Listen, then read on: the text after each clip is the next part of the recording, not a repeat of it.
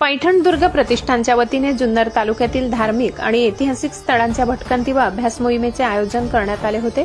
पैठण दुर्ग प्रतिष्ठान या गडकिल्ले भटकंती ग्रुपच्या माध्यमातून वर्षभर महाराष्ट्रातील विविध ऐतिहासिक व धार्मिक स्थळांच्या भटकंती व अभ्यास मोहिमेचे आयोजन करण्यात येते।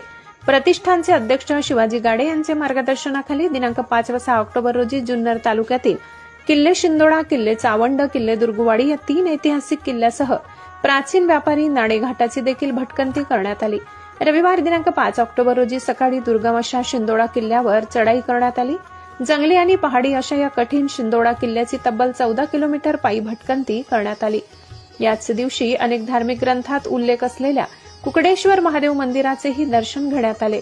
सायंकाळी प्राचीन व्यापारी मार्ग असलेल्या नाणेघाट परिसराची अभ्यास भटकंती करण्यात आली। तत्कालीन शालिवाहन राज्याच्या कालखंडात कल्याण नालासोपारा ते पैठण नाशिक ते या शहराला जोडणारा मुख्य व्यापारी मार्ग म्हणून ओळखला जायचा। याच नाणेघाट परिसरात पैठण दुर्ग प्रतिष्ठानच्या वतीने रात्रीचा मुक्काम ठोकण्यात आला।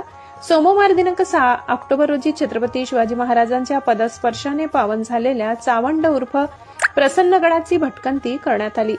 जुन्नरपासून अवघ्या 15 किलोमीटर अंतरावर असलेल्या चावड किल्ल्याचे शासनाच्या वतीने चांगले जतन आणि संवर्धन करण्यात आले। आज देखील या किल्ल्यावर अनेक अवशेष पाहायला आपल्याला मिळतात।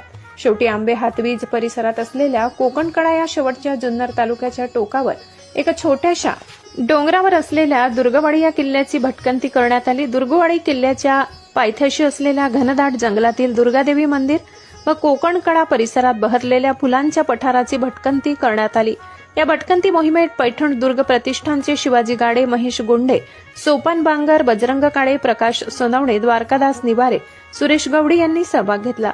10 न्यूज सह्याद्रीसाठी ब्युरो चीफ शिवाजी गाडे, पैठण, छत्रपती संभाजीनगर।